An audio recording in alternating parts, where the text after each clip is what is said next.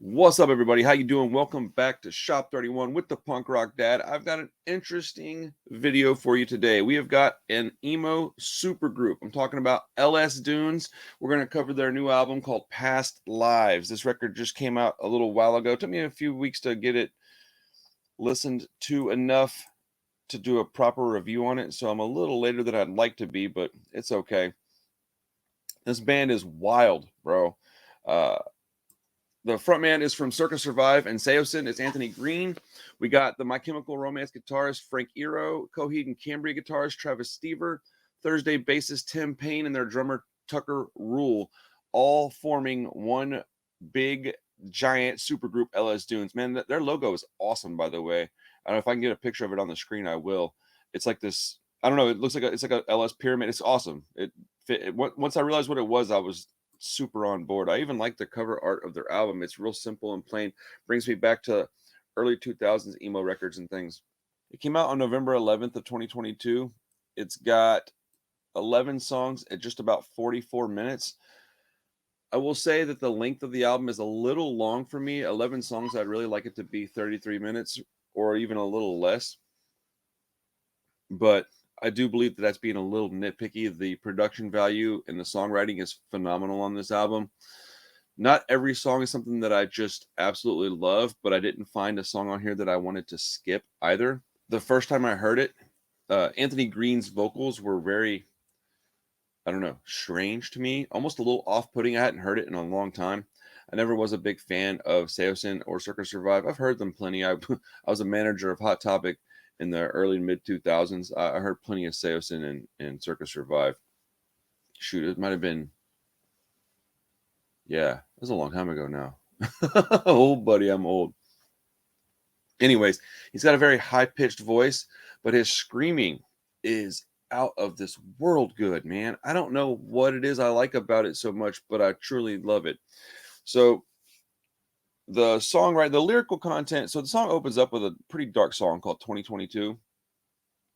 And it's basically talking about if he doesn't make it to 2022, if he can't handle it. It's a very dark, depressing song. Um, but it's a really good song. When I first heard it, I was a little conflicted. His vocals, man, it took me a while to get used to it. I've had to listen to this album about 3 or 4 times to really get used to the vocals. And now that I am used to it, I kind of like them. 2022 is a pretty good opening song. But the third song is called Gray Veins. That one really picked up for me. But it's 4.5 minutes long, man. I just don't think these songs need to be that length. I get a little bored with songs that long. Not that that's a big deal. It's concerning to me when you have songs that are all the songs that I like are real long on this album, except my favorite one, which is kind of funny. But every couple of songs you've got a banger on here, which I think is nice because it's hard to spread out an album and have it just play. The placement of songs is important. You don't want to have it all the really great songs lumped up in the middle and then people don't want to listen to the beginning or the end of the album. I think the A side and the B side of the record will be equally as strong. The B side having my favorite song on the record. The last song is called Sleep Cult. It's weird. It's like a 50s doo-wop song that was just kind of, I don't know. I don't understand it, but I kind of like it. It was the first time I heard it, I was a little turned off by it, but the more I listen to it, the more I like it. The more I listen to the album, the more I like it, because 2022 is the opening track and it starts off real strong. Antibodies is the second track. It's all right. It's not nothing to skip. But Gray Veins is the third track, and it also very strong song. So you get into the first couple of songs on the album, and you're pretty sucked in. The title track, Past Lives, is a pretty good banger. They have a lot of calmer songs. This is an album that's hard to place into a genre. I was telling my buddy Chris that I thought it was just an emo record. The more I listened to it, he was calling it a rock and roll record. I think we're both right. I would call this post-hardcore emo rock and roll. Let's go.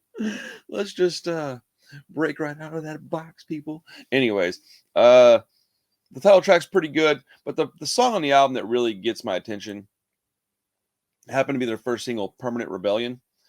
It's the banger of the album. That song is so good. The hook is so amazing. Lyrically, the album is pretty good. There's a lot of interest, self introspection. Is that what the word is? looking at yourself and kind of looking at your inner self and trying to figure things out. This is a much more mature record than you would have heard in the early 2000s from these same guys, because back then I'm sure they were singing mostly about girls and things like that, which would make sense when you're, 15 years younger. But this is a much more mature album, very well written, very well produced. Overall, I think I'd give it a honestly, I think I'd give it like an 8, man. It's like a pretty strong 8, because I don't think it'll slide down. It probably won't go up from an 8, but it definitely won't slide down. I think if you get this album and listen to it, it'll grow on you. And if you like it from the first listen, you're in a special territory, because I think you'll just really love this record. And if you like parts about it on the first listen, give it a second, third listen. You'll enjoy it. This record's pretty great. I'm happy I listened to it. This was a request, or my friend Bill pointed it out. He works with me and jumps on the live streams that we do every week. So yeah, man, Past Lives by LS Dunes, I think is a great record. I'm going to give it an 8 out of 10. I think you should go check it out.